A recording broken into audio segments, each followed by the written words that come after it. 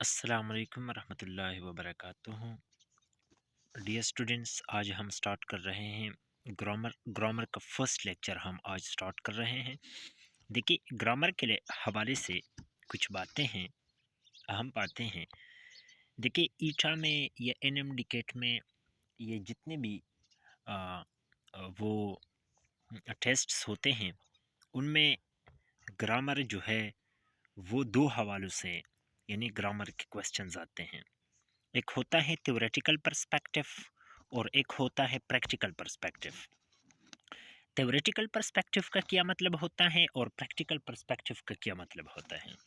Theoretical perspective में definitions पूछे जाते हैं। मसलन आपसे पूछा जाता है कि नाउन की डिफिनीशन किया है, प्रोनाउन की डिफिनीशन किया है, एडजेक्टिव की डिफिनीशन किया है, तो आप उसका डिफिनीशन बताएंगे। इसको कहते हैं ग्रामर का थ्योरेटिकल पर्सपेक्टिव। और ग्रामर के प्रैक्टिकल पर्सपेक्टिव में आपसे ग्रामर के यूसेज के बारे में पूछा जाता है। मसलन एक जुमला आपको दी गई है और आपसे पूछा गया है कि इस जुमले में अंडरलाइंड वर्ड किया है, यानी ये प्रोनाउन है, नाउन है, एडजेक्टिव है, वर्ब है, एडवर्ब है, प्रीपोजिशन है, कंजंक्शन है, वगैरह वगैरह। आपसे ये पूछा जाता है। तो बेसिकली ईटा में एनएम डिकेट में जितने भी क्वेश्चंस आते हैं वो प्रैक्टिकल पर्सपेक्टिव के लिहाज से आते हैं। आपने कभी भी एनएम डिकेट या ईटा में ये क्वेश्चन नहीं देखा होगा कि what is definition of noun, what is definition of adjective. मतलब थ्योरेटिकल पर्सपेक्टिव में वो क्वेश्चंस नहीं देते, बल्कि प्रैक्टिकल पर्सपेक्टिव में वो क्वेश्चंस देते हैं। तो बेसिकली आप लोगों को ज़्यादातर महारत प्रैक्टिकल पर्सपेक्टिव में होना चाहिए, ठीक है। फॉर एग्जांपल, मैं आपको यहाँ कुछ क्वेश्चंस रखता हूँ।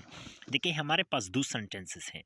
एक सेंटेंस है आई नीड डैश मार्कर्स और आई नीड डैश शुगर, ठीक है। ये दो सेंटेंसेस हैं। अब यहाँ जो अ, मतलब ये खाली जगह है, इसमें आपने करेक्ट वर्ड पुट करना है, ठीक है। देखिए, अब एक मैनी है और एक मच है।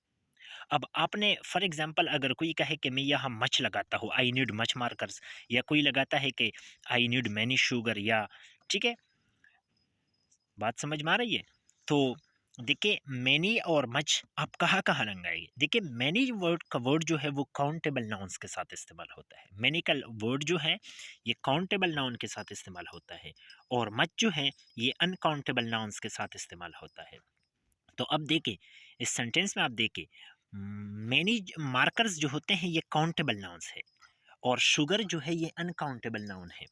तो यहाँ मार्कर्स के साथ हम मैनी लगाएंगे क्योंकि मैनी काउंटेबल नाउन्स के साथ इस्तेमाल होता है, और शुगर जो कि अनकाउंटेबल नाउन है इसके साथ हम क्या कर लगाएंगे, इसके साथ हम मच लगाएंगे। तो आई नीड मैनी मार्कर्स और आई नीड मच शुगर। अब कुछ और क्वेश्चंस है। फॉर एग्जांपल, एक एमसीक्यू है।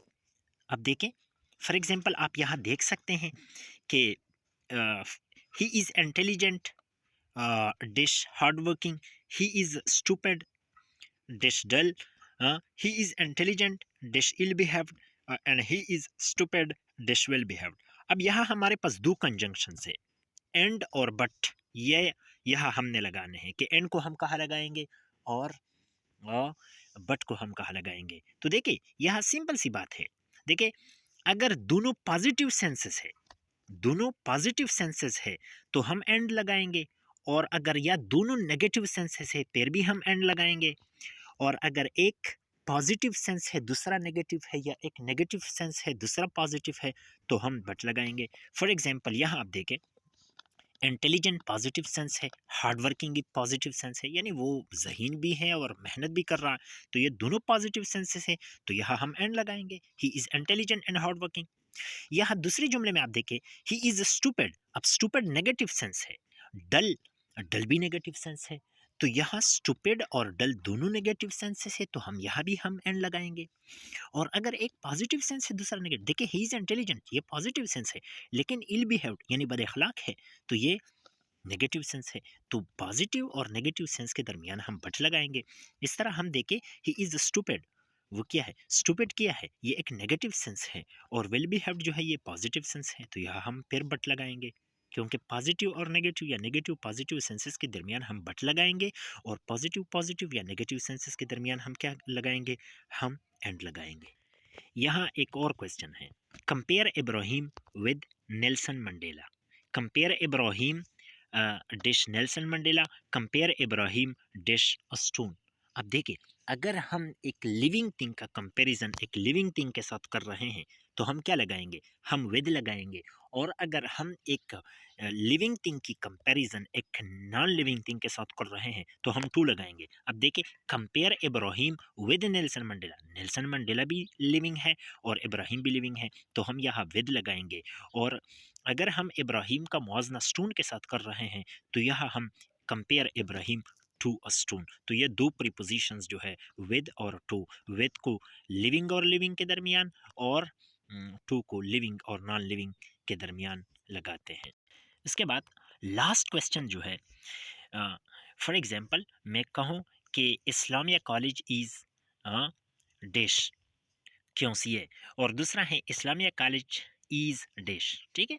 तो यहाँ यानी दो प्रीपोजिशंस हैं, एक नियर है और एक नियर बाई है। अब मैं कहूँ कि Islamia college is near by क्यों सी है, फॉर एग्जांपल मैं कहूँ, मैं इस तरह भी कह सकता हूँ या कह सकता हूँ कि इस्लामिया कॉलेज इज़ नियर क्यों सी है, या इस तरह भी कह सकता हूँ कि Islamia college is a near.